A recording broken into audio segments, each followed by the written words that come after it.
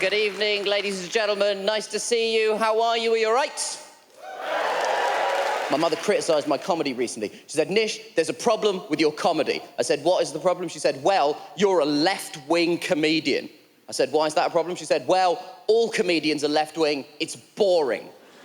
Now, here's the thing, guys. I have no idea if all comedians are left-wing or not. I've not done the research. But I have a theory. I think it is hard to write right-wing comedy.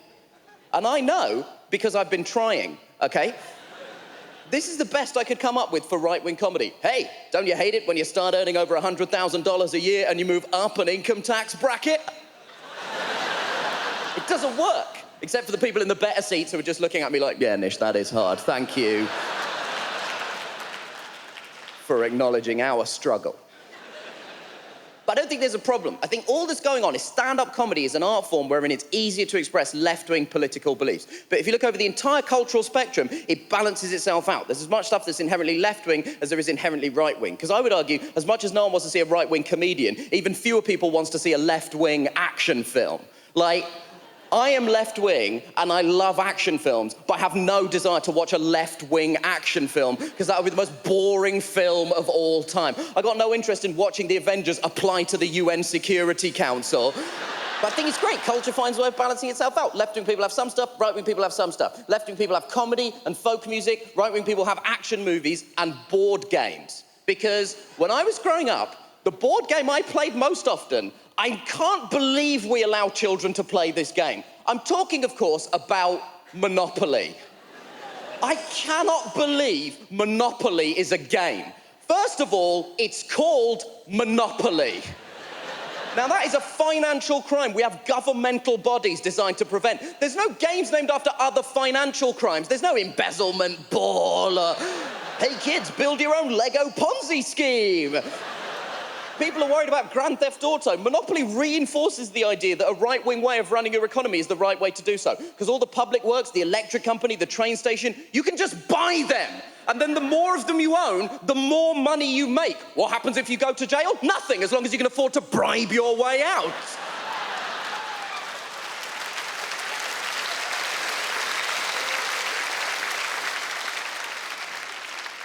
And here's the thing, I know that board games give children messed up messages. I know about that, I know. Battleships is basically teaching children the best way to fight wars when you can't see where you're shooting. Snakes and Ladders encourages animal cruelty. And chess, when you think about it, is just a way of encouraging slow, tactical racism. But so lovely to be here. Like, I love traveling around. It's really fun. Like, I went to do some gigs in Australia earlier this year, and the gigs were good, which is good because I didn't think they were going to be. Because before I went to Australia, there was an incident. Now, when you come and do festivals like this, they don't have time to interview all the comedians because there's too many of us, so they'll just send out Q&As, and these are all boring questions like, where are you from, who are your favourite comedians, blah, blah, blah. And they'll personalise one question per Q&A for each comedian. You'll know it's for you because it'll be in a different font. It's clearly been inserted into an existing document, right? And I read the whole thing, and I get down to a question that's been personalised for me, and I'm excited to fill out the Q&A. I'm getting to go to Australia. And I get to a question that they've personalised for me. And the question that these people had personalised for me was, how come Christians are allowed to draw pictures of their prophets and Muslims aren't? To which the obvious answer is, I don't know. My parents are Hindus. I've got no idea why they would think I would know. Now, one of two things has happened here. Either these people have just seen that I've got a foreign name and just thought, must be a Muzza, definite Muzza, Nish Kumar is a classic Muzza name, or they think we have non-white people meetings where we assemble, set the non-white agenda for the year, and then retire to a screening room where we watch a DVD of Boys in the Hood. And so, I didn't know what to put, because I didn't want to, it was a controversial subject, I didn't want to upset anybody, so I just put, I don't know, but it wasn't enough. I wanted them to know that an infraction had taken place, but there wasn't really much scope for theological discussion until the last question, because the last question was not a question, it was a task. They had given us the first half of a joke, and we had to supply the second half. And the first half of the joke was this: a book walks into a bar and sees a bookcase. And you can finish that joke any way you want. This is how I chose to finish it. A book walks into a bar and sees a bookcase. The book says, hey, bookcase, how come Christians are allowed to draw pictures of their prophets and Muslims aren't? And the bookcase said, I don't know, because I am a bookcase.